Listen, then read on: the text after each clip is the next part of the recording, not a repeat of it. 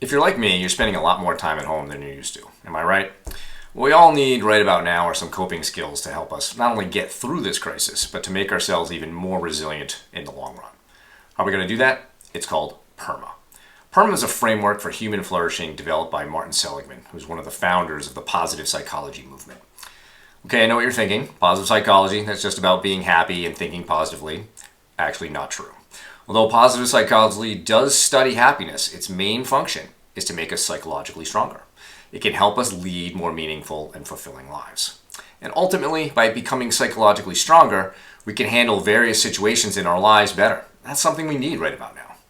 So what is PERMA? PERMA is an acronym that stands for positive emotions, engagement, positive relationships, meaning, and achievement. Okay, great. But how does that help us? Well, these 5 pillars are the foundation for leading a fulfilling and meaningful life. They are the foundation for flourishing in life rather than languishing. And in times of stress, these 5 pillars can help us build a reservoir of resiliency. We do that by actively trying to increase and or improve how we're doing in each of these 5. So let's go through each of the 5 pillars. First up, positive emotions. Now, I bet you can name lots of negative emotions, but how many positive emotions can you actually name in the next 5 seconds? Probably not that many. Maybe happiness. But if you Google positive emotions, you'll come up with a pretty good list. So here are some examples. Happiness, joy, gratitude, hope, euphoria, contentment, appreciation, awe, confidence, kindness, pride, love. So, do you think you could intentionally try to experience some of these emotions a little bit more in the next few days?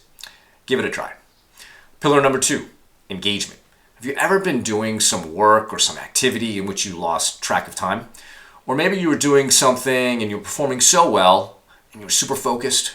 Perhaps you're in the zone or in a state of flow. Well, that's engagement. And we want to be engaging in activities that are meaningful to us, important.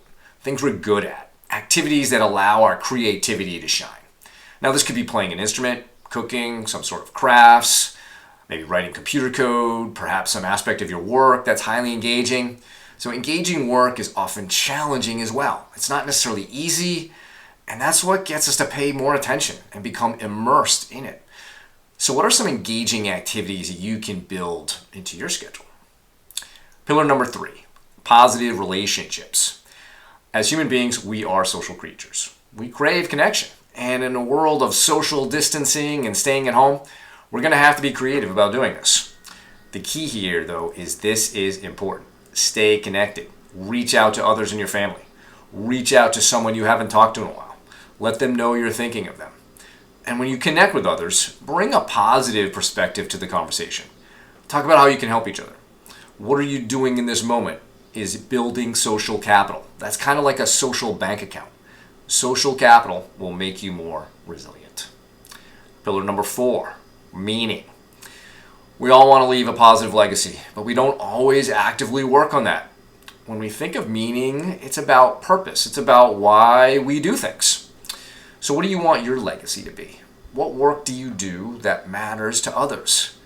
Don't only think of your family, but think of your colleagues, teammates, community, coaches, teachers, advisors, etc. In these days, can you be doing more activities that hold meaning for you? Activities that help you connect with your values as a person. Lastly, pillar number 5 is achievement. To me, achievement is about motivation.